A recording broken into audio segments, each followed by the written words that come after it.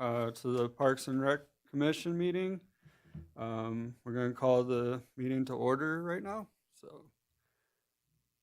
I guess the first thing is roll call and develop a quorum. Chair McDermott, Here. Vice Chair Schutte, Here. Commissioner Baker Roberts, Commissioner Frazier, Commissioner Meyer, Commissioner Moan, Here. and Commissioner Walt. Here. We have a quorum. Thank you so much. Going on to item number 3, public comment.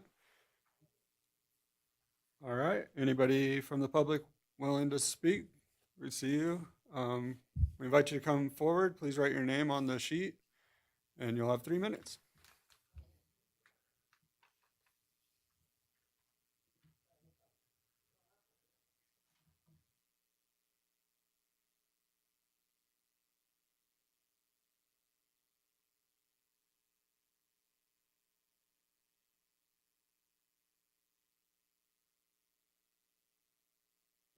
Thank you very much, Chair Denny French, Carson City, Nevada.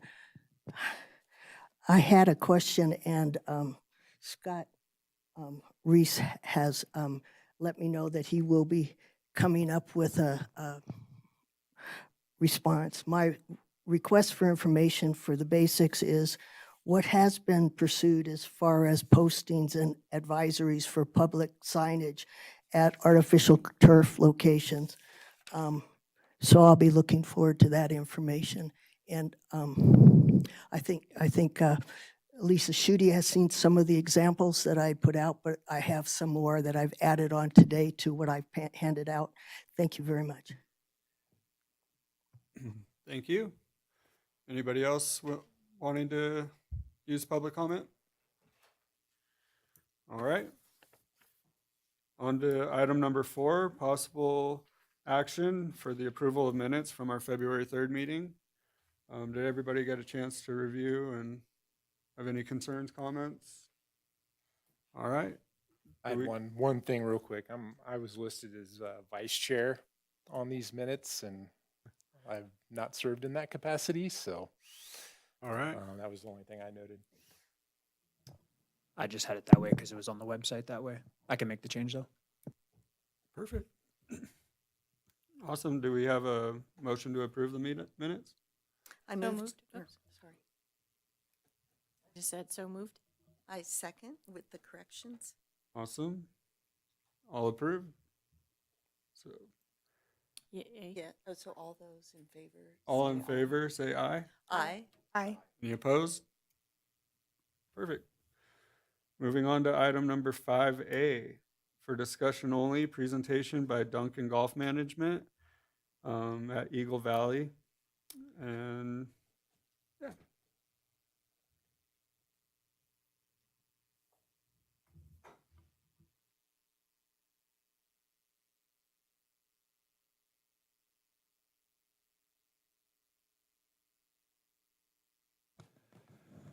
Good evening, Scott Wachowski with Duncan Golf Management. Thanks for having me back again this year.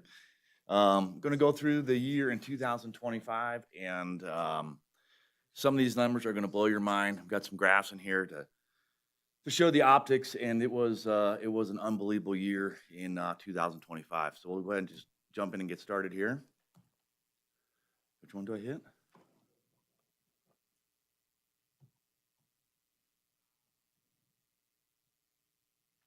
Which one advances it here?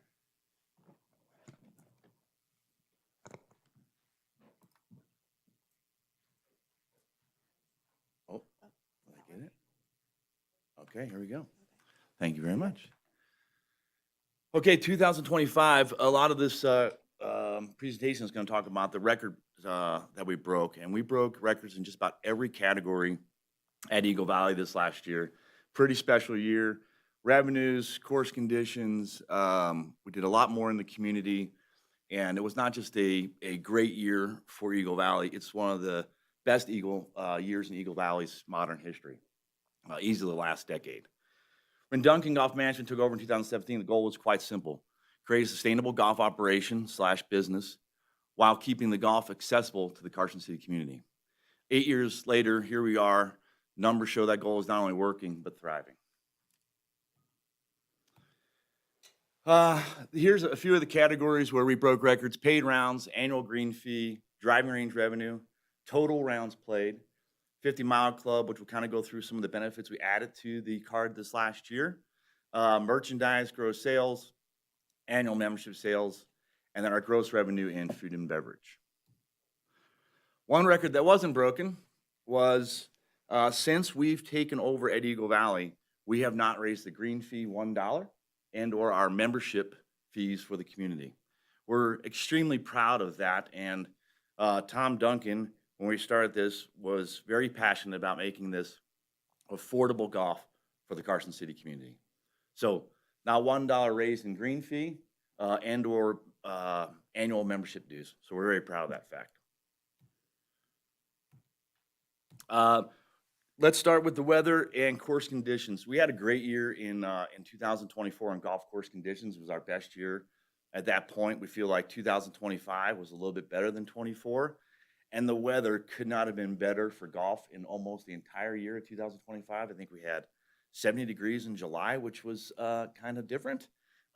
Just beautiful golf weather, and then couldn't have not have been any better going in the late fall, which really kind of triggers our year. The last quarter can either be a real good one or a real doozy, and it was fantastic at Eagle Valley. So we're already in this first quarter seeing signs and breaking more records. It's been an unbelievable March. As you guys all know, I've got a bit of a suntan, been outside for a little bit. It's been a nice start of the year. Historical paid rounds. So this is every paid round that comes in. Quite dramatic from our first year to where we are now. And you can kind of see the growth there. We had a little bit of past pandemic layoff, and then it's really reinsurged and just a phenomenal year in 25. Annual green fee, kind of the same story. Each year we've kind of done a little bit better, done a little bit better, done a little better, but from year one, we've almost doubled our annual green fee revenue. Pretty phenomenal in an 8-year period. And again, that slowly has gone up all throughout the years here. Driving range revenue. We made a pretty good investment a couple years ago on some equipment out there, new range balls, a range machine. We're actually talking about adding another range machine there. The numbers are phenomenal, and almost 3 times our annual revenue in our 8th year from our first year. Historical rounds, really happy about this one, and this kind of tells the whole story. Having 76,000 folks come through the property is definitely going to lead to all the revenue centers going up. So pretty phenomenal. You know, we would be remiss not to say that the weather has something to do with this for sure. We feel like we're running a nice operation, but the weather was so dynamic and desirable for golf in all of 2025. So again, a huge spike in 25 versus 24 and a record year. 50-mile club. We added some things to this. This has been a long-standing program in Eagle Valley, probably for the last 20 years or so. We took it over. We've added some things. We added some twilight, not only at Eagle Valley, but at Toyabe and Winchester. And this thing is just really going off. We did about 1,000 more in sales in 25. I was just at the golf course today for our Tuesday meetings, and we're already at 1,800 in sales for 2026. So we're projected to probably hit that number at 4,000 this next year. So slow and steady growth. People in Reno love this car. They drive all the way down here. We don't sell it anyplace else but in the golf shop at Eagle Valley. So they have to come down here, experience the Eagle Valley golf courses before they can get their card, and it's been a really popular program throughout the community. Merchandise sales, another one, over tripled our sales from the day we got there till now. I think it's our 2nd or maybe 3rd year downstairs. It's done phenomenal. We get a lot of traffic from moving the golf shop, and Jason France and his team has done a great job in there. Membership sales. I got a typo on this one. I had some. 2002 was not 10. That was 110. Had a little typo there, but we're doing great. Again, in this category, we have not raised the fee $1 since the day we got there. Our promotion has been the same. We've added some benefits to the membership, but the numbers keep growing. So we're already at a pretty good number for 2026. We anticipate to beat 2025, but the membership is healthy and strong at Eagle Valley. Food and beverage revenue, super excited about this one. It's probably our slowest grower of the property, but one that has proven over time to be quite substantial. So extremely happy with the growth in food and beverage. So enough about the records. A couple things to talk about that we did in 2025 that will continue in 26. Frisky Fridays has become kind of a staple event at Eagle Valley during the meat of the season. We have a 9-hole, 4-person scramble, and it's as much about being Friday night as it is about golf, to be quite honest with you. People have quite a good time out there. We've had putt-offs inside the clubhouse to onside the putting green, and a lot of people look forward to it. So it's been very successful, something we'll do again this year. 4th of July, just did our second one this year. I've already met and organized for 2026. It'll be our 3rd year, and really just look to continue in that relationship for as long as we're at Eagle Valley. It's been a nice arrangement. Freaky Friday, this is something we tried last year. We've tried to do some things on Nevada Day, but have never been terribly successful on that Friday. So we did this with the parade being Saturday to not kind of compete. We had 90% of the participants came out, had costumes on. It wasn't extremely well attended with 35 golfers, but we looked to build on this. And this is going to be our Nevada Day event every year. Senior Tuesdays really took off last year, and with almost 1,000 more rounds on this day. It's a significant discount. It's one of our busiest days of the week and has become quite popular with the seniors. New in 2025, I'll give TJ Duncan a lot of credit for this program. This is his brainchild. It's free membership for the junior golfers 17 and under. But it comes with a commitment from them that they have to at least play 9 holes. We've got 10 9-hole rounds of golf throughout the year. So we not only offer it for free, we want them to play golf. We really want the kids out there. We've seen it really take off in Reno, and fantastic participation down here in Eagle Valley in our first year. So we limited it to 100. We got up to 92 memberships, and then some of those are family members with multiple children. Got up to 149 kids playing some free golf out of Eagle Valley. Again, can't say it enough that the ground staff did an amazing job out there this year, already off to a great start. The course, we heard it all year long, was in excellent golf course condition. Our marketing and promotions, we haven't done much different. We do have a new social media campaign that I can't really talk much about tonight because we haven't released it yet, but I'm super excited about it.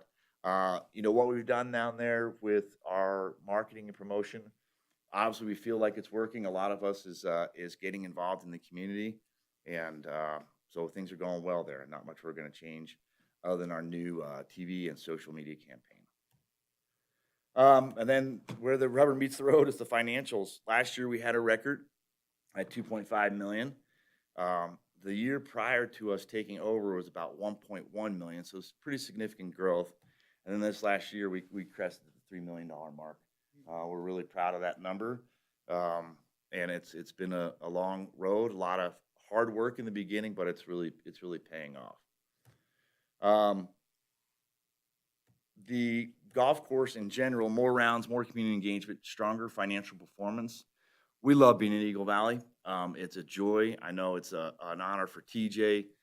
His dad worked there many years ago, and we love being a part of Eagle Valley and the Carson City market. We've increased paid rounds by more than 70% since 2018, nearly doubled our annual green fee revenue, expanded programs for juniors, seniors, and the community. We delivered the best conditions in our tenure, and certainly the few years prior to us. I can't speak much past the last decade, but best golf course conditions in the last 10 years. And through it all, one thing hasn't changed. Our commitment to keeping golf affordable and accessible for Carson City community and the future of Eagle Valley is strong. With that, TJ and I would like to thanks for having us tonight. Thank you, Scott. Thank you. very, very awesome seeing everything going on over there. And I signed my nephew up for the junior golf Awesome. program, and we got out there a couple times. He lives up in South Lake, so I got to drag him out a few more to make that 10. But we love the driving range was really helpful and Awesome. awesome for him. So Good to hear. anybody, we'll start down with you, Barbara. Diane. Quite a bit, so I think he'd be real proud with all the improvements that have been done. It's a great course.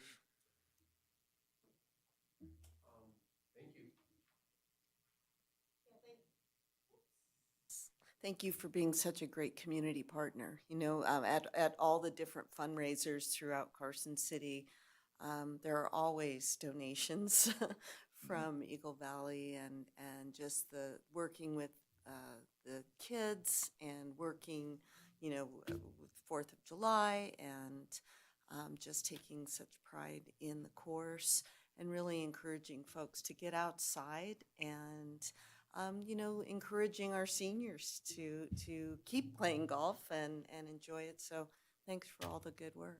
Very welcome. I just want to say thank you. Yes, it's been a pleasure working with both of you and your staff for the 4th of July. It's a huge endeavor. I don't think many realize how big that event is. You know, when it comes to the fireworks, there's a lot of planning that needs to go on and a whole lot of parking and I mean, there's a lot to it. And the community needs to realize as well, you know, I think there were 6 different permits that went in and were all denied until we got Eagle Valley. So the community, I think, really needs to recognize that without your partnership, I'm not quite sure there would be a fireworks show here in Carson City. So I am extremely grateful for that, and I am extremely grateful that you guys are so easy to work with. So I appreciate it, and I appreciate it. And then, yes, I mean, we've done the golf tournament as well, and I mean, you guys have done a phenomenal job out there. It is beautiful. It really is, and I know the hard work that goes into it. The other thing I don't know that you didn't mention this, but, you know, I think the community needs to be aware as well as how you partner with the different high schools and allow them on the courses as well for their practice. And I think that's important to recognize, because it's not just Carson, it is also, you know, Douglas and Reno and Dayton, and I think you even do Virginia City. We have quite a few. Yes, you do. So, you know, that's something as well that you guys do partner and help the high schools with that, because that's hard to do. I know the ones in Reno are coming here because a lot of the courses in Reno's won't allow them on, and those kids need places to practice. We get So- quite a few of the Tahoe schools that come down as Yeah. well. Yeah, because of the weather as Yep. well. Yep. So I think that's great, and you know, maybe mention that sometime in your presentation. So Duly thank noted, you guys duly very noted. much. Yeah, thank you for your presentation, and you know, also with what Duncan Golf does in the community too. I know you guys are very active. I see you participating in other youth sports, Little League Baseball, other Chamber of Commerce projects, and that is definitely seen in the community, and I'm glad to have Duncan Golf as a community partner in a lot of different aspects. So, thank you. Appreciate that. And I'll just echo my thanks to you. I'm in such a great report, and a lot of creativity goes into how you manage the course. And I'm just so proud to have something like this in Carson City. And I keep trying to get my dad to move here, so maybe this will be a good incentive. But thank you so much for all of your hard work. Thank you. Yeah, and on a personal note, I run the disc golf fundraiser for the movers and doers, and every time we ask Duncan Golf for a donation as a prize, Crystal is super awesome to work with. She's It's great to hear. very gracious in her giving, and it's one of the biggest fundraisers at our event. So it's really inspiring to see all the giving back you guys do. So I appreciate that. Welcome. Jen? Jennifer Budge, Parks and Recreation Director. I just wanted to thank Scott and TJ. They have really turned this place around. I just want to remind everyone the state of the golf course that it was in when we first brought them in. And it was beyond disrepair. It was old equipment, if there was any equipment even available. I don't know if and they old was the have- word. yeah, it was a lot, and I just appreciate how hard they've worked to turn around the trust of the community and make it someplace that we can be so proud of, and I really appreciate that. One thing I wanted to update, the two things we heard from the public when they first came over was the cart pass and the bunkers were their two biggest concerns. And the city's slowly working on the cart pass. Obviously, it's really expensive, so we do a little bit at a time. But they've really been working on updating the bunkers. Could you give us an update on how you're doing with that? Last year, weren't able to get much done because we had all the pump station capital expenditures. But I think we have 60% of the bunkers done on the west course. The East course is a whole nother can of worms, but we're getting there. We have, I think, another 20 to 25% of what's left happening in June. And then we'll be at hopefully 80% complete by the end of this year. Thanks for that. And I do want to thank you for the junior golf membership that you created. I mean, to be able to see all those kids, that's the future of any sport, isn't making sure that we're including youth. And I appreciate you guys championing that project. Absolutely. As the school board trustee liaison on this commission, is there any way you could share that junior golf information with me, and then I can share it with the school district? Absolutely. Thanks. Yep.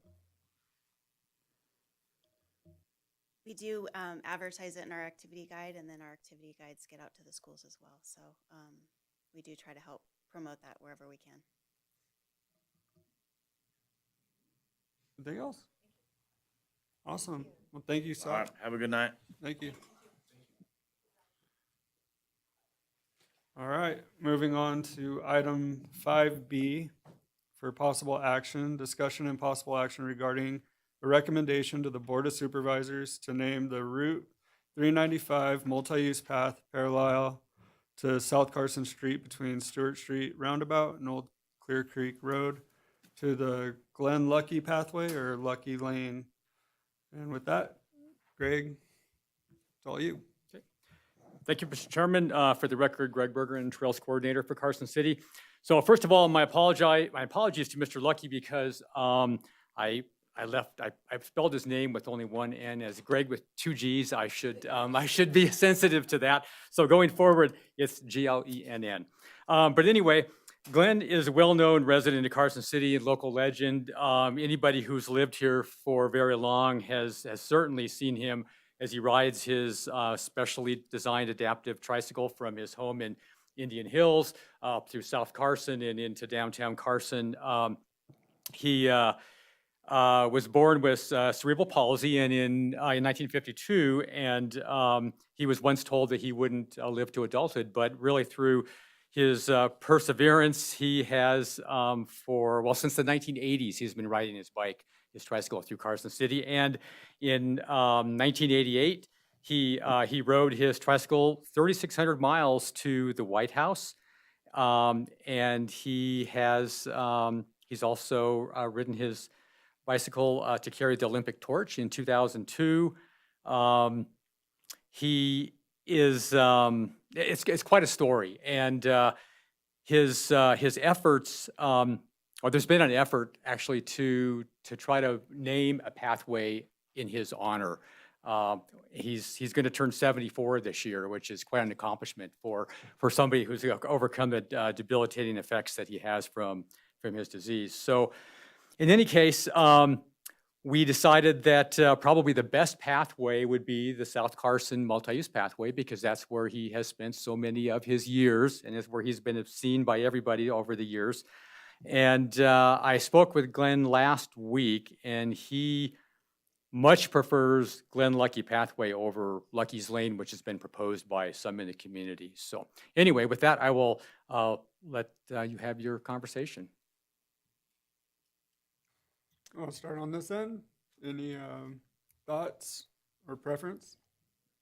I support this, and you know, I would say let the Glen Lucky Pathway is a good name. So, and I appreciate you bringing this forward, and I think it's a great way to honor him. I guess my question would be, what did he have any other reaction? Is he excited about having the pathway named after him, or, you know, just curious. Yeah, that's a great question. I should have mentioned that. Yeah, he definitely is. And he declined coming to the meeting tonight, but he said when this goes to the board that he will definitely be there, and he was very excited about it.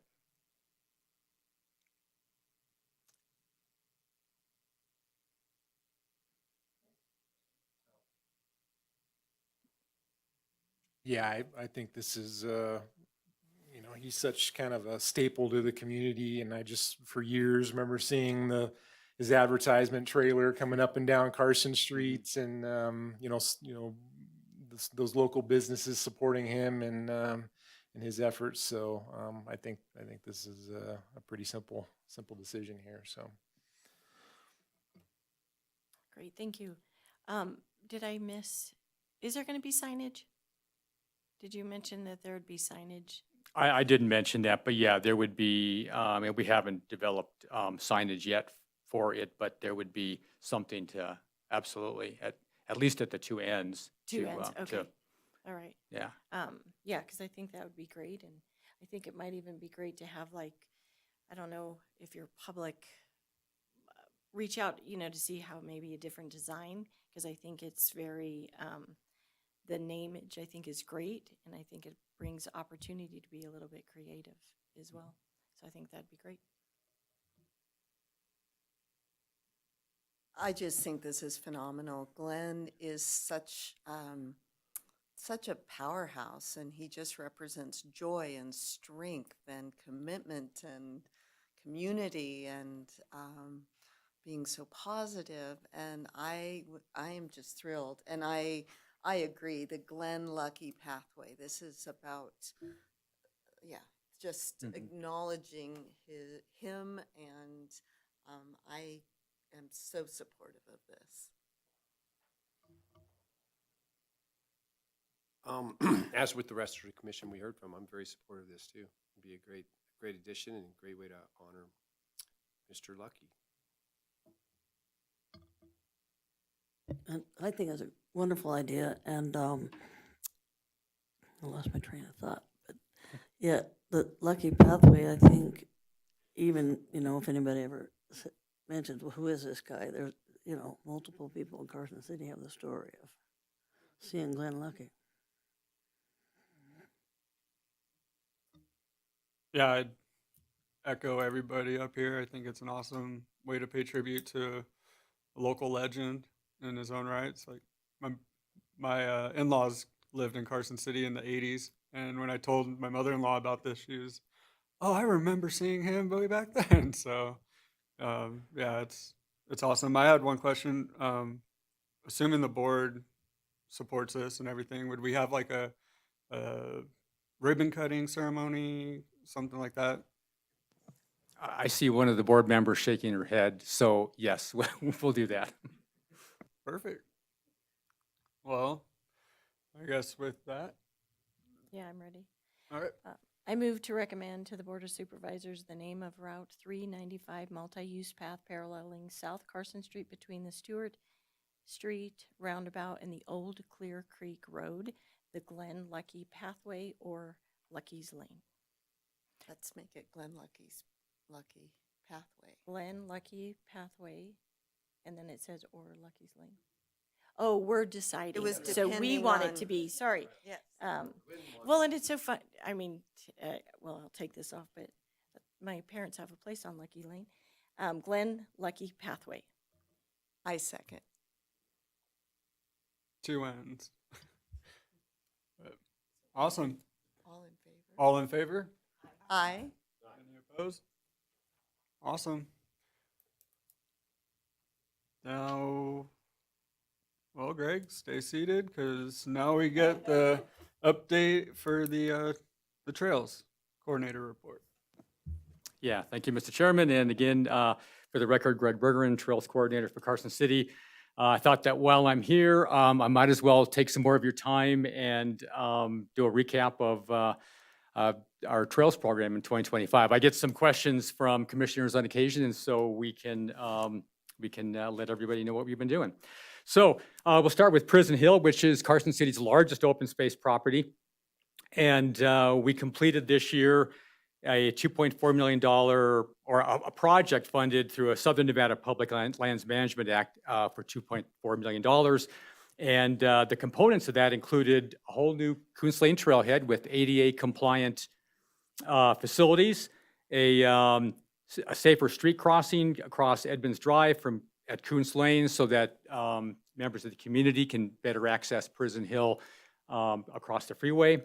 And then, of course, a 2.5-mile accessible trail along the west side of Prison Hill, which has been a phenomenal trail. We're seeing a lot of different users on it. I love seeing the diversity of use on that trail. We're seeing a lot of strollers, and I'm starting to see more and more adaptive mountain bikes. So I think it's getting the use that we intended. Also on Prison Hill, the Coons parcel rehabilitation, kind of the entire open space staff has been working on this over a period of years. This is a 114-acre parcel around the water tank. It had 7 miles of old roads, was kind of an abused parcel, and we've been doing a lot of rehab, some road to trail conversion. We've done vertical mulching and fencing and signage and boulders and redirecting vehicles to the access roads to get to the trailheads, and we're keeping the rest of the parcel non-motorized. And our senior natural resource specialist, Marina Lovejoy, with the help of volunteers, has reseeded a number of acres there, and then we produced a sign with a photo of one of the damaged areas. So it's a before photo, and then it allows users to watch the how the area progresses and rehabilitates over time.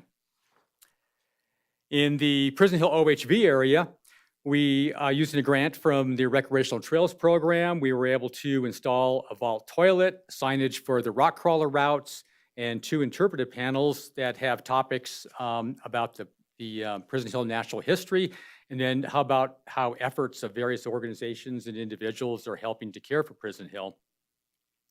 We produced a new Prison Hill trail map this year, which is now posted on kiosk signs at the trailheads on Prison Hill and also on our website, and it's available for download from our website. We're working on an East Side Trails map, which will be an updated map of all the trails in the Prison Hill and Carson River area. And then we're also working on updating the West Side Trails map, and those are both will be downloadable through Avenza to your phone so you can actually navigate in real time. And then single track projects on Prison Hill. Muscle Powered has, they completed a realignment of the upper portion of Dead Truck Canyon, and they have been working for several years on the popular Odyssey Trail. We're kind of coming down the home stretch on that, and I can't wait to see that come to conclusion, because that's going to be a great 5-mile loop on Prison Hill. And I love the photo here at the bottom of this page. It was submitted by Christy Chamberlain, who submitted as part of the 2025 Trails Challenge. I just thought it was a great, just a great catch the way she got the mountain bikers coming down the Odyssey Trail.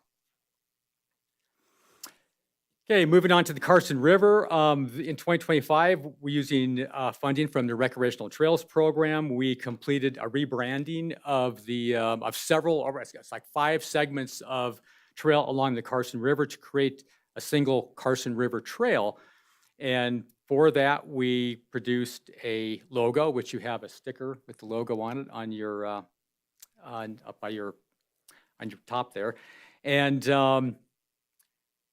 this is an accessible trail, again, so people of all ages and abilities. And so 5 miles from Morgan Mill to the Mexican Dam. And one segment of it, the Buzzy's Ranch segment, has been included in Audubon's Birdability website, which is a Birdability is committed to making birding, the birding community and the outdoors accessible, safe, welcoming, inclusive for everybody and everybody. And so, yeah, it's a great place to go birding for everybody. And so the Riverview Trailhead, so that's a $2.3 million SNPLMA grant that, or funding from SNPLMA rather, that we're using to rehabilitate the Riverview Trailhead, which is desperately in need of upgrades. And we are working on the 90%, we're reviewing the 90% plans right now. We hope to have the 100% plans done by June and go out to bid for that this summer. So hopefully we'll see construction begin there at least by early next year. And then we just recently completed the Mexican Dam Portage. That's a project that we have worked on with the Carson Water Subconservancy District. In 2020, we worked with them to create a new bridge over the intake, the Mexican ditch intake at the dam. And then just recently, we completed a non-motorized boat ramp just above the dam. So it enables users that are floating from like Douglas County to be able to have a safe portage around the dam and continue on down on our aquatic trail. Not every community has an aquatic trail. We're really fortunate to have one. And our aquatic trail, officially starts just below the dam. And it was a project between Carson City and Lyon County. It goes to the Santa Maria Ranch in Lyon County. Our hope is that eventually we'll be able to extend the Carson River Aquatic Trail upstream into Douglas County. So this is a step in that direction. Okay, moving on to Sea Hill. So RMAC Construction adopted the Sea Hill FEMA Trail that runs for about a half a mile between McKay Drive Trailhead and South Ormsey Boulevard. And last year they did some very much needed repairs to that trail, as you can see in the before and after photos. And then Muscle Powered has been working on some single track trails on Sea Hill. So the first part of that is a new connector from the McKay Drive Trailhead kind of around the east and north part of the hill to connect into the Lincoln Bypass Trail. So you'll be able to ride or hike from McKay Drive all the way to the Tahoe Rim Trail. And then the second part of that will be a new Sea Hill trail. So the trail that goes from McKay Drive up to the sea and to the summit, which are probably our worst trail in Carson City. And that'll be a great one to get to do a realignment of. And one thing I want to reassure people, we initially, when we did the layout for that, we realized that it was potentially going to be a scar visible from throughout the community. So we're going to go back and redo that. And it won't be a trail that will be mountain bikeable. It's still going to be a fairly steep trail, but a much better hiking trail than what we have right now. So that will be to come in the next year. Ash Canyon, an update on the Ash Canyon trailhead. So Public Works is the lead on a federal land access program grant that will bring us a new trailhead, badly needed trailhead in the Ash Canyon area. And that project is moving along, and we're hoping to put that out for bid for construction in the fall of '27. And other maintenance activities in the Ash Canyon area. Throughout the year, Muscle Powered volunteers have contributed hundreds of hours toward maintenance there. Last May, some open space staff joined Muscle Powered for a maintenance day, and it started off as a fairly nice day and quickly turned into a snowstorm, so we had to abandon our efforts, and we couldn't even see the trail we were working on, but the photo right there kind of shows what was happening. And then moving on to Centennial projects. So the Centennial Regional Trails Project was something that Muscle Powered had first proposed back in 2015. And in 2020, they brought a proposal to the BLM for a 22-mile regional trails project, or 22 miles of trails throughout the Virginia Range, connecting Centennial Park to Washoe Lake State Park, McClellan Peak, and other points in Washoe County. And we were able to obtain a recreational trails program grant for a first phase of this project. We just got the funding for that, and we also got a decision record from the BLM, essentially a go-ahead for the project. So NEPA and Section 106 are complete, and we'll be putting that out for quotes very soon. That will connect the Centennial Park to Gonai Road, which will then, for the interim, enable a user to use the Gonai Road and existing trails to connect to Washoe Lake State Park. So that's kind of a partnership with the state parks. And then events throughout the year are kind of our biggest thing was the Carson City to Canada Quest, which was a lot of fun. So that was a program developed by the Visit Carson City, really a unique marketing strategy that generated extensive media coverage. So we combed through over 300 candidates for the quest, which was they needed to hike from the steps of the Capitol up to the Lincoln Bypass Trail, utilize the new Capitol to Tahoe Trail, to the Tahoe Rim Trail, and then onto the PCT all the way to Canada. And so we selected Julianne Mahoney and Audrey Payne, and they were both phenomenal hikers. They both completed their trek. They provided great online content all the way. And really, it brought Carson City a lot of national and international attention for a very, very low cost. We had over 120 news stories, including the LA Times, San Francisco Chronicle, Outside, Backpacker. We had some TV and radio broadcasts, several international and travel publications, quite a few podcasts, and really kind of established Carson City as a long trail community. I mean, you can begin your hike, your adventure of a lifetime in Carson City, and you can hike the Tahoe Rim Trail from here, or you can catch the Pacific Crest Trail and go all the way to Canada or Mexico. And yeah, so that was great, great adventure, a lot of fun. It was fun watching those two on their journey.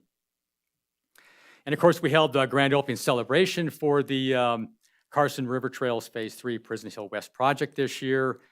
And to kind of demonstrate how that is such an accessible trail, we brought out Reno Adaptive. They brought down their adaptive mountain bikes, and we got to try out the three-wheeled mountain bikes, which was a lot of fun. And we had our second annual Trails Challenge last year, and my kudos to volunteer coordinator Aaron Larson, who takes the lead on that challenge. And we have the third challenge just began last weekend. We had about 85 people that showed up at Silver Saddle Ranch for the first day of the challenge. If anybody who's interested, just go to carsoncity.gov and search for Trails Challenge. Aaron gets some great prizes from Patagonia, from Great Basin Brewing, from Duncan Golf, of course, and many others. So all you have to do is hike some of the trails that are on the list. You can join our ranger programs for some of the hikes, and it generates a lot of enthusiasm for our trails. People submit a lot of great photos, and we get I think we're looking at like 300 people signed up this year. So it's it's quite popular. Some other trail events this year. We're seeing more and more events that are discovering Carson City and our trails. We had, of course, Escape from Prison Hill run last weekend, and that's been in the work. That's been going on for many years. But we've also had some newer events that have only been going on for a couple of years, like the NICA Nevada North Cycling League mountain bike competition, Winter Ascent Series, Tahoe Rim Trail Endurance Run. They moved their venue from Spooner down to Carson City at the college just a few years ago. Stetna's Pay Dirt Gravel Race, Sacto Pits Trials Competition. Bronco Magazine has been doing guided tours at Prison Hill annually. And then lastly, presentations. Lindsay Boyer, the open space manager, and I had the opportunity to deliver presentations about Carson City's open space and trails program at the biannual meeting of the Nevada Advisory Board on Outdoor Recreation this year. And with that, I will take any questions that commissioners may have. Awesome. Want to start on this end, Diane?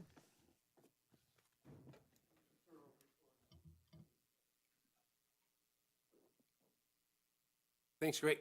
Thanks, Greg, for what you do. It was great to see you guys out on the trail a couple weekends ago and all that. And thanks for making a reroute on that Carson City, the Sea Hill thing. I think that's really, really important that we do that. Had a question for you. Do you have any, or can you produce, if you like this idea, any smaller signs that maybe say, this area under repair? I spend a lot of time on the Lincoln Bypass in Longview Canyon, and there's a lot of people that are cutting a lot of corners. And so I'm getting a little extra workout by putting rocks through there and so forth.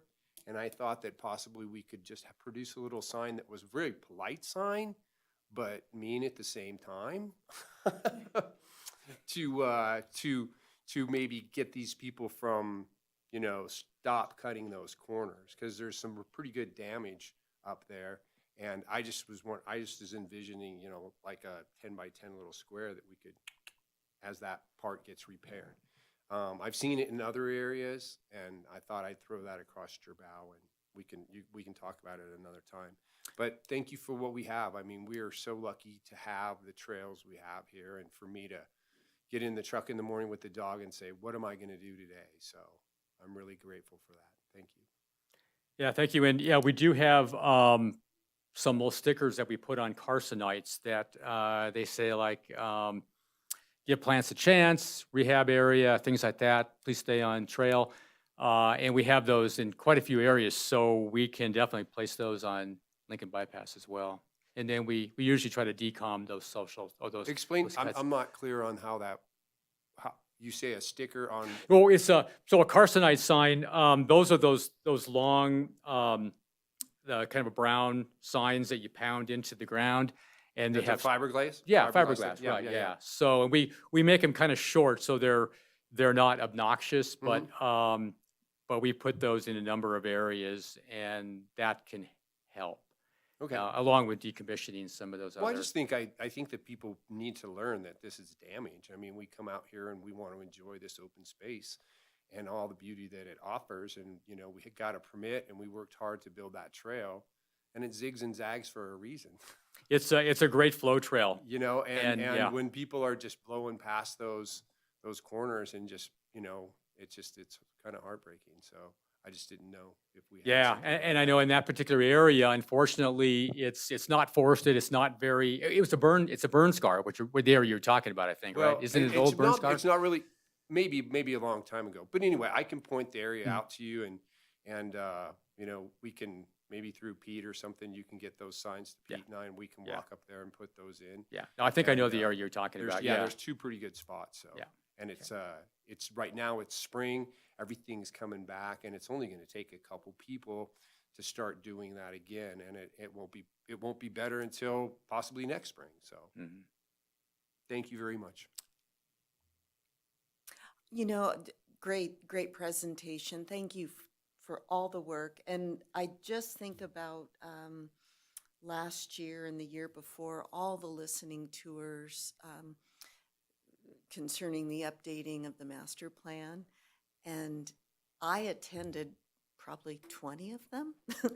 And open space and our trails always came up. Hope Sullivan would ask, what is it that you like best or love most about Carson City? Open space and trails. And you just celebrated that. So thank you. And thanks for all you do and the whole team. Phenomenal work. Yeah, thank you. No, thank you. And I appreciate your presentation, because I think when you do come, it brings the relevance and the importance of the trails to the community. And it obviously, it gives you the opportunity to share all of the accomplishments that you have made within the last year. And you and your staff and all of Parks and Rec are doing a phenomenal job, especially on Prison Hill, the Carson River, Sea Hill.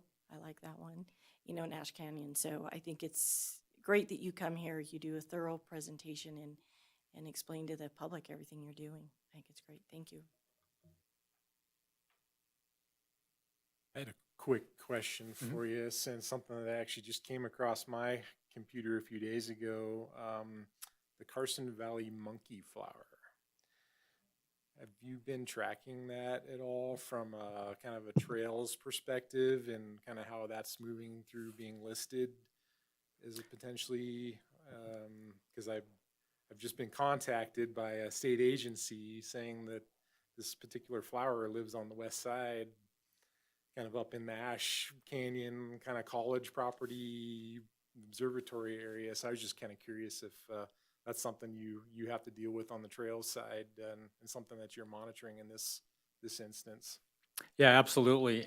We do monitor it. And one thing I want to mention is that because of the open space program, because we have essentially protected 2,500 acres on Prison Hill, which is monkey flower habitat, we're protecting that habitat. And one thing interesting about the monkey flower that I've noticed is a fact about the monkey flower, it likes slightly disturbed areas.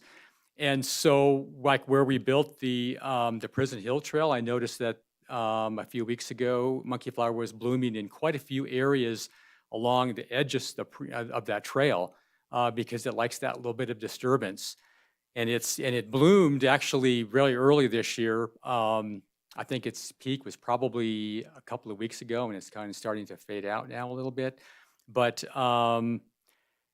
yeah, I mean, we have our natural resource specialist, Marina Lovejoy, and our whole open space program. We do monitor for monkey flower, and it's on our radar. It's not listed right now. It could potentially be in the future, but I think that if it is listed, that we're way ahead of the game with with the protections that we provided it, and the west side as well. I mean, we have Carson City has acquired the Eagle View open space, and we're trying to acquire another 90-acre parcel adjacent to that. So, hopefully we can keep affording those protections.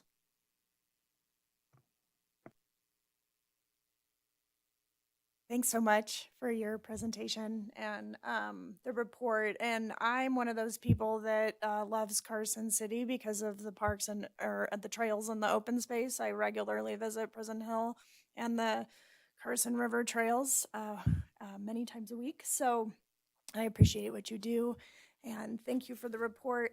I do have a question about the 2.5 mile on the west side of Prison Hill. Does that start at Kuntz and then end at the 5th Street trailhead?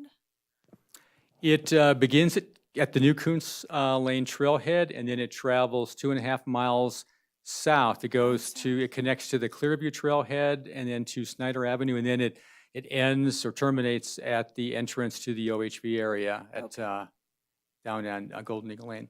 Okay. A lot of what I do on Prison Hill is on the north side of Prison Hill, so I was just curious. But I love it. So yeah, so the goal is eventually to get that trail all the way around the base of Prison Hill. Okay, So, great. with funding. Thanks also for your mention of the aquatic trail. I also use the aquatic trail. It's great. I had just another question out of curiosity from the Capital to Canada group. How long did it take those two hikers to do that route? So they both hiked independently. They didn't leave at the same time, and it took them about 3 months, approximately each. I can't remember the exact time, but and it was they were strong hikers, and they both did really well, and both mentally and physically, and but it's a trek for sure. And Audrey actually began in Mexico, and at the Mexican border, and she stopped in Carson City to begin her Capital Canada hike from the steps of the Capitol. Oh, cool. All right. Well, good for them, and great idea to do that too. And I just have to say, are you going to do something like that again? Is that going to be like an annual thing? It sounded like kind of similar to a publicity event where you got a lot of press around it. Is it an ongoing thing or just a one-time thing? Well, again, that was Visit Carson City. That was their promotion, and they when we completed the Capitol Tahoe Trail and told them that it was now a possibility to hike from Carson City on single track trail all the way to Canada or Mexico. They just thought that was a great idea. And Lydia Beck, that was kind of her idea from Visit Carson City. So whether or not they do that in the future, I don't know. I'm sure that they will come up with other ways to promote Carson City that may be unique in their own right. And so I don't know if they'll do this one again or not. All right. Well, the last thing I'll say is that I'm really excited about the Centennial Regional Trails project. So, Yeah, we are too. Yeah. thank you. And I use the Prison Hill. Kuntz is right down the street from me, and I love all the improvements. My dad just moved to Green Bay. He came out this winter, and he went out there every single morning. Like, loved it. He was sending me pictures of all sorts of wildlife. It's really awesome. And Kurt made me think about like civilian like reporting. Do we have any way like if I see a trail that's being like run down or needs attention or anything like that, is there any way the public can reach out via like an app? I know the League to Save Lake Tahoe has like their reporting for like mussels or whatever they have, but is there anything like that down here or maybe in the works? So you can always email me, and you can also email if you're familiar with Muscle Powered. I mean, they're a link to that, and they actually have an app. Their members have an app that they use to report trail damage. And then Jen, yeah, we also have. Yeah. There's Carson Connect. So you can report anything from like a pothole to an illegal dump site to a trail that might need repair. Nothing that's an emergency. Obviously, you would want to call the sheriff's office for anything really emergent to that, but they'll get whatever work order request is to the right department. It usually goes to Dave Navarro, and he'll make sure it gets to the right person. But there is Carson Connect. It's an app on your phone. You can geolocate yourself, and you can take a photo of the situation, so it can just upload it. And that way the staff person has good situational awareness for what the situation is. Sweet. Yeah. Thank you for pointing out it's for everybody and every body. That is so important, and I appreciate you highlighting that in the report. Our trails are for everybody and every body, and I think one of the beautiful outcomes of the Prison Hill Trail, and I know there's mixed feelings sometimes about the wider trails, but I see families side by side. I see kiddos riding their bikes side by side and talking, teenagers. I see strollers, I see adaptive bikes. That's what it's about, and everybody's out there enjoying our wonderful area, everybody, so thank you.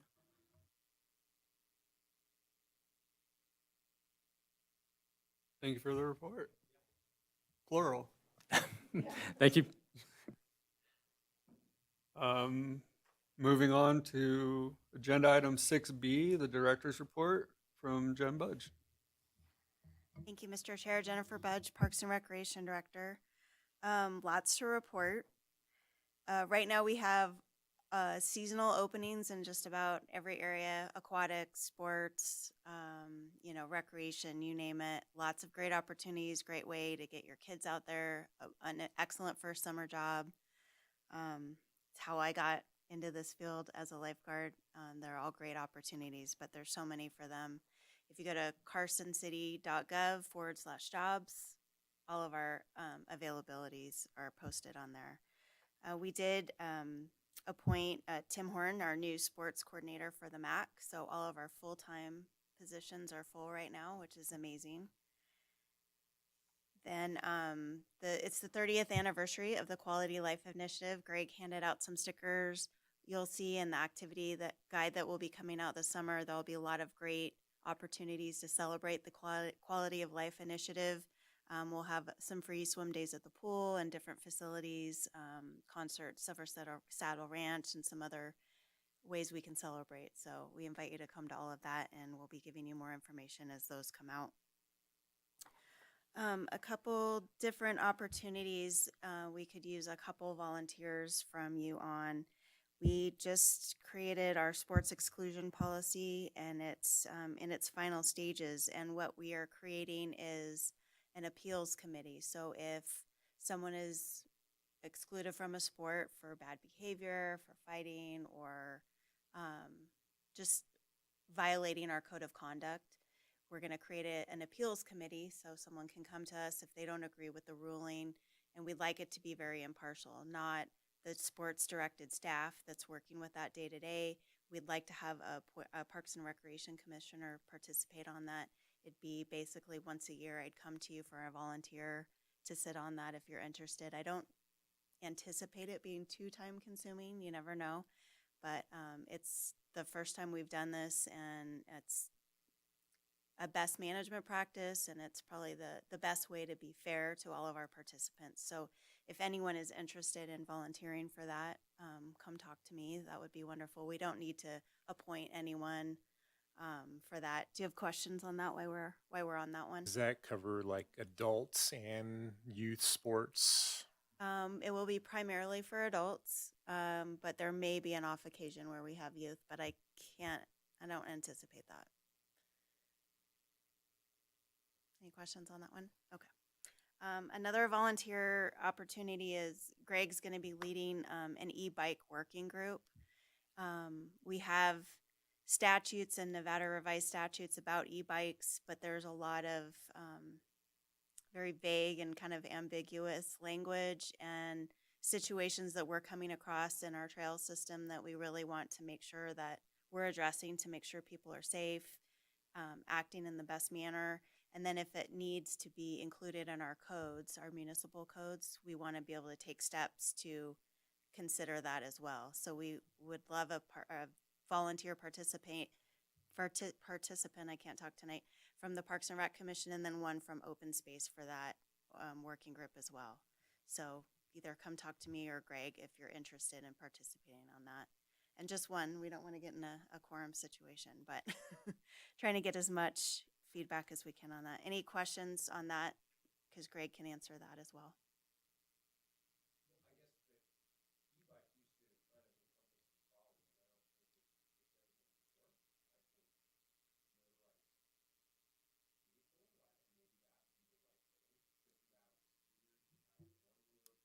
Yep.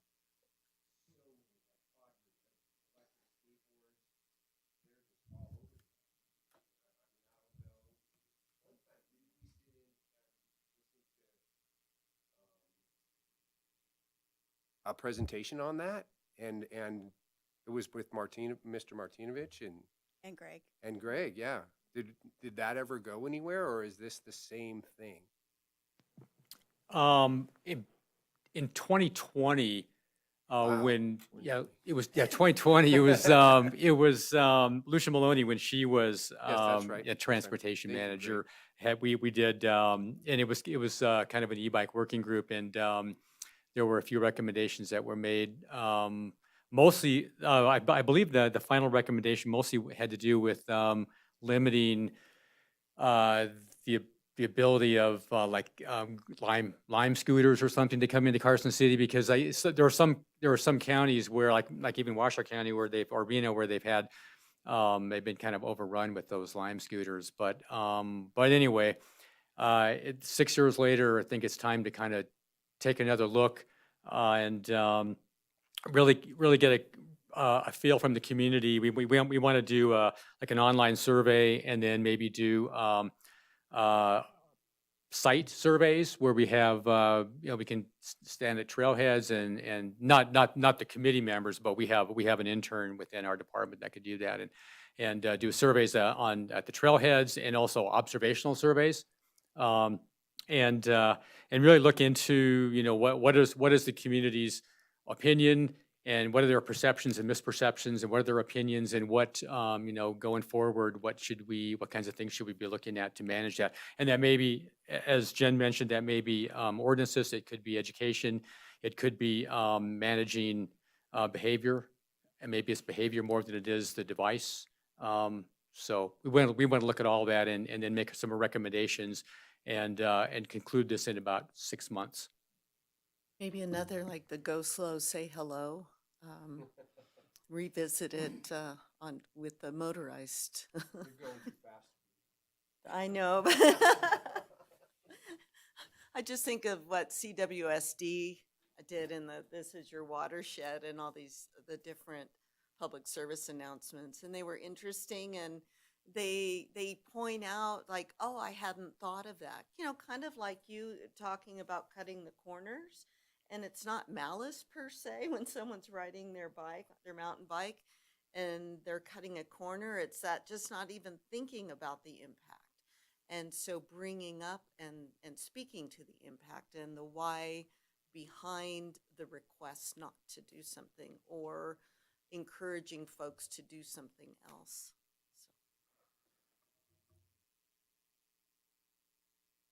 So back to my updates, we convened a municipal code kind of working group within our staff.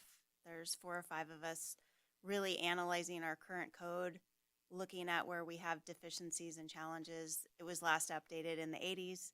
It's very old. A lot of the language is outdated. So we're working on that right now, and then we'll be inviting a member too from the Park Commission and the Open Space Advisory Committee to work with us on code updates as well. We'll probably really be ramping that up starting at our joint meeting in June, and then we'll look at maybe having a different topic or two at each meeting that we have, so we could focus on different things that we'd like to have considered. And then that way we have a lot of opportunities for the public to really hear issues and express their opinions as well. So that will be kind of over the next probably 6 months to a year that we'll be really working on that. So if you're interested in working on really exciting code updates, let me know. Then some project updates for you all. Centennial Fields, they're under construction. Everything's going well. We did have a couple delays with weather, really due to the heavy rains that we had. It flooded the site, so we had a little bit of delays in some construction, couple change orders, but those should be completed by the end of May. Centennial restroom is in, the courts are redone, which is wonderful. The hitting wall is in as well. We still need to connect utilities and then pour concrete over that whole courtyard area in between around the restroom. But it's really coming along great. It's taking a little longer than we thought, but I think it'll have a great end result. Mills Park, we're going to have 2 new restrooms, permanent restrooms, much like the Centennial Tennis Court restrooms. Those should be in by the end of June, which is wonderful. So a lot of porta potties until then, I apologize, but temporary inconvenience. It'll be really nice to have those, and they'll be available year-round. They'll be winterized, or we won't have to winterize and close them every year. So you'll have better options at those 2 parks to go to the bathroom. We did receive, the biggest news of the day is the notice of award for our Mills Park grant, our $14.9 million grant, which is amazing. We'll be taking that to the Board of Supervisors in May. I'm not sure which meeting yet, but we finally got that notice. So we're really excited about that. And then we'll make sure we get you updates as that project moves forward. The Pete Livermore Sports Complex ADA project is complete. So that's improved access on the east side of the fields. And then at the concession building, they did a really amazing job. It looks so great. And I think, the grandparents and people of all ages and abilities will really be able to access that park a little bit easier. The pool is under construction again. We are getting all new large filters, or filters for the large pool, which is really needed.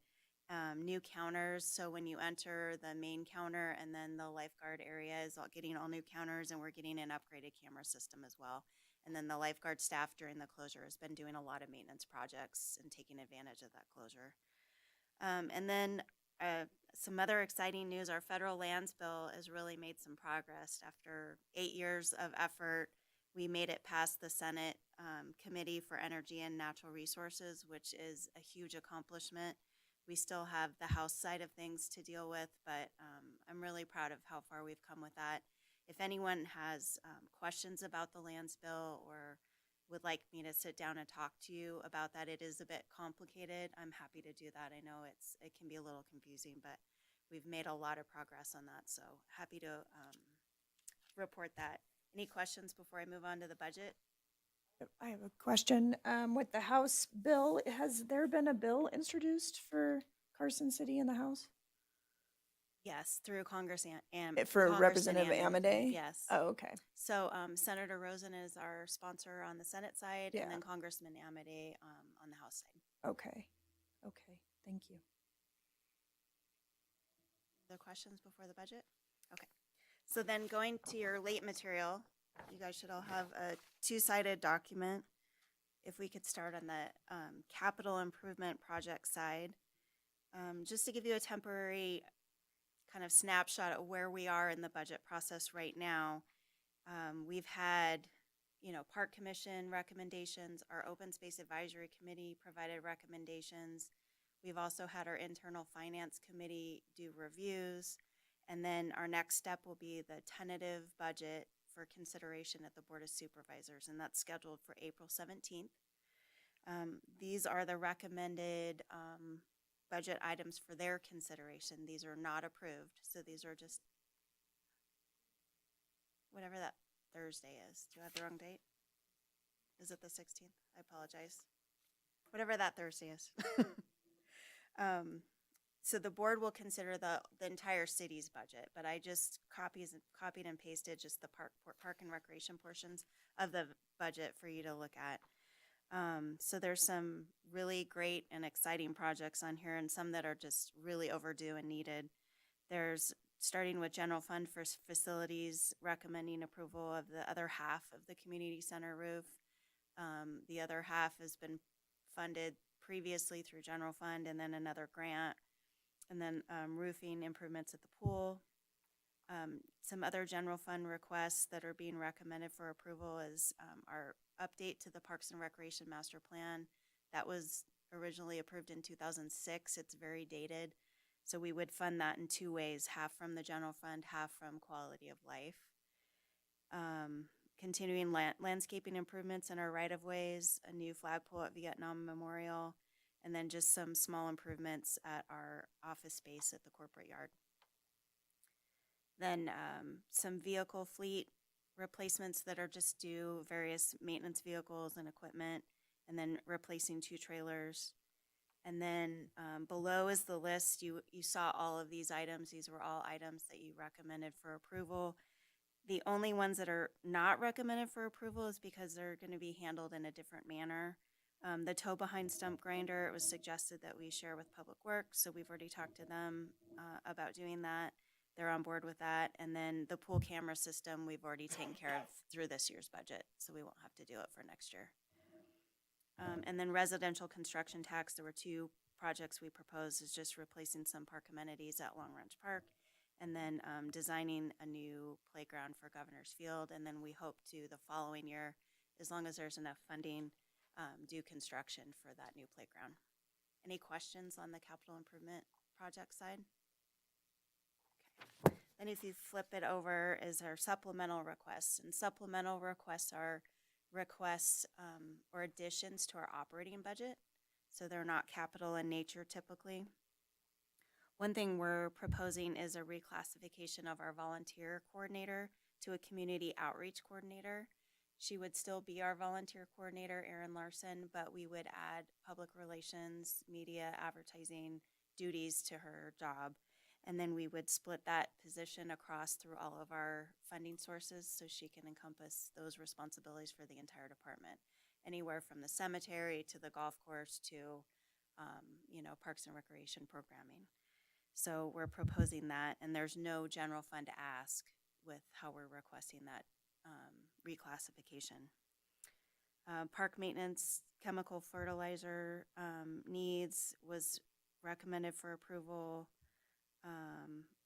Our increasing costs for American Red Cross training supplies, doing some incentives for private swim lesson programs for our staff, taking that in-house, and then making field trips mandatory for all participants in our youth summer program so they could all participate. This would give us the ability to get another bus, basically, so all the kids can go with us and we don't have to operate 2 sites. Right now, only part of the program can go on field trips and the other kids have to stay on site, so we're basically operating in two fashions, so we would take everybody with the kids, which is great. Some operating supplies for the rifle and pistol range, equipment, repair and maintenance, annual hoop inspections for the MAC. We used to see this on our capital requests every year, but it's something we just need to do every year, so we're building it into the operating budget, but funded from quality of life.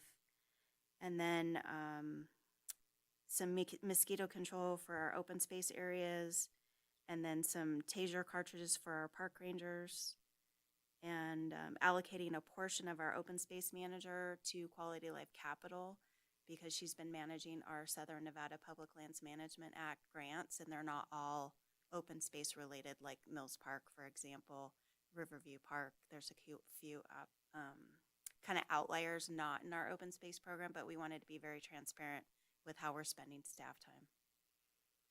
Any questions on the supplemental requests? I know that's a lot. Mosquito short time. control, is that like a contracted service? Or is that Um, something you do internal? It's actually, we're trying to create a mosquito program citywide, and this would be our portion that we're proposing to create funds from. It would also be from stormwater, wastewater, general fund, and open space. And it would be a variety of things. Some of it is education and outreach to the community. I think our park rangers will probably be taking the lead on that with the health department. The health department will continue to do trapping, testing, anything from the health aspect of the mosquito program. Could be some treatments by hand. Some of our staff are certified pesticide applicators, so we might be able to provide some of that service, and then some might be through a third party. But a lot of the areas now, we used to have helicopters come in. Now they're moving to drones because they can get and have more access to certain areas. And with a lot of the build out, you can't treat from helicopters anymore. So we're trying to create a new program citywide, but all working together. But open space would pay for anything on open space property. Any other budget questions? Okay, that's it. Thank you, Jen.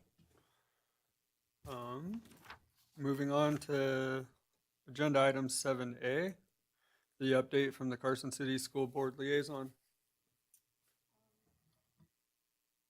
Yes, so I just kind of went through.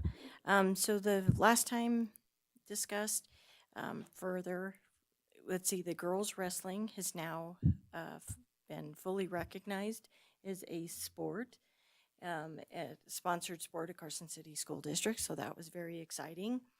We also, after, bringing the academic calendar back and forth and got some great public comments, it was approved at the March 10th meeting. And so there is an early release every Tuesday.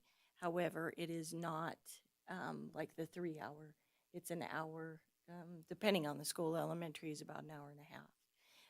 So then they get out as well. So that came forward, and I can share that if anybody wants that as well. But we did approve the academic calendar on that. We also appointed a new school board member at our last meeting, which is Tina Statuki. I don't want to ridicule that, but yes. So Mike Walker resigned because he moved out of Carson City, so we had to appoint somebody to continue his role, and so she will have her first board meeting on April 14th. Will be her first school board meeting. So we're excited to have her join our school board. And then our biggest discussion has been the budget. So we are one of the better looking school districts in the state, but it is still very, very challenging. And it is going to continue to be challenging as enrollment continues to decrease. And so we do not foresee in the near future our enrollment ever growing. So it has been decreasing since I think it was back in 2000, goodness, way, like I think it might have even been 1998, we have been decreasing in enrollment. And we just don't see that those who are moving into Carson are moving in with a lot of kids. And so, yeah, so with enrollment continually decline, that will always be a budget concern for the school district, which is unfortunate. So, but that's where our topics are going, and will continue to go until the beginning of June when we have to submit our budget. Thank you. Agenda item 7B is the update from the foundation. And there's something included in the staff report from them. I would like to encourage all of us to really look into that. There's some updates about key dates coming up, such as this weekend is the Dinks and Drinks pickleball tournament at the MAC. Has meetings. We have the Capital City Spring Fling Disc Golf Tournament May 3rd, and some work days for the Sea Hill flag restoration. So I would encourage everybody watching and everybody on the commission to go to their website, carsoncityparks.org. Check it out, and hopefully we could all become members and support them, because they do a whole lot for us behind the scenes. So shout out to the foundation. Is there any updates from the commissioners about anything going on? Our next meeting will be in June 15th, and that's the joint with the open space. So just a heads up on that. That leads us into item 8 for the future agenda.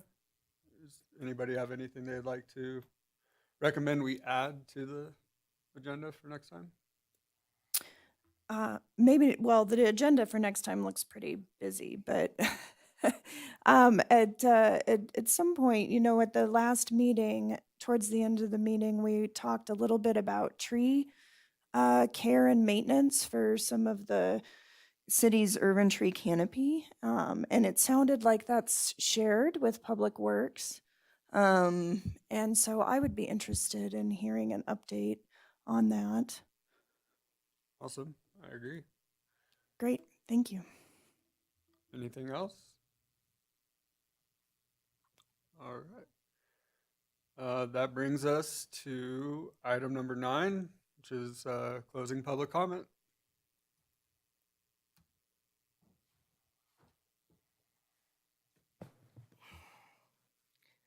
Hello, Denny French, Carson City. Thank you very much for this opportunity. First off, I'd like to thank the questions and answers that have thrown through this evening's meeting.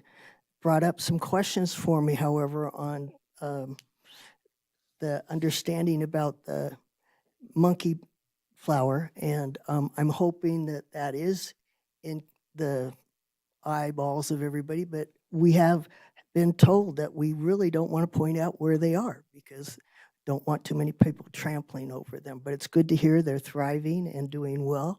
I also appreciate the fact that it was this urban tree matter.